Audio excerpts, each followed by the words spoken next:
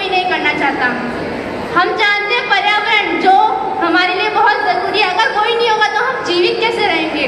हमारे आसपास के पशु पक्षी पेड़ पौधे जिनसे हमें आज जीवित है, पर्यावरण जो हमें ऑक्सीजन देता है जिसकी वजह से हम जीवित हैं, हम कभी उसकी रक्षा के बारे में नहीं सोचते।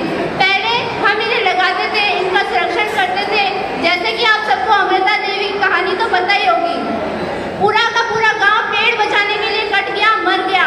पर आज एक इंसान कम से कम 100 पेड़ काट ले तो भी उसके ऊपर कोई प्रश्न नहीं उठता है। ऐसा क्यों है? हमें इस चीज़ का भी विरोध करना चाहिए। आखिर में ये गैर कानूनी है पर कोई इसके ऊपर ध्यान नहीं देता है। हम भी चलते फिरते अगर कहीं भी पेड़ लगा होता है तो उसको जड़ से उठा देते हैं। ये चीज़ गलत है, क्योंकि आज हम अगर एक पेड़ काटेंगे तो कल कई और भी पेड़ काटेंगे और उनके साथ साथ में एक दिन ऐसा आएगा जब हमें अपने साथ में एक ऑक्सीजन सिलेंडर रखना पड़ेगा और प्रकृति का बहुत ज़्यादा नुकसान होगा। इसी के साथ ही हम देखते हैं बाल श्रम। आजकल छोटे छोटे बच्चों को भी दुकान पे काम करने के लिए रख लिया जाता है, जो कि बहुत गलत है। जो शिक्षा के योग्य है, जो पढ़ना चाहता है, उन्हें हम दुकान पे क्यों रखें? उन्हें हम किसी भी कार्य में क्यों भेजें? जब वो पढ़ सकता है, वो उसके योग्य है, वो भी कुछ बनना चाहता है, वो भी कुछ करना चाहता है, पर नहीं, हम सिर्फ उसे दुकान पे भेज देते कि जा बेटा तू कमा। आज हम देखते हैं मजदूर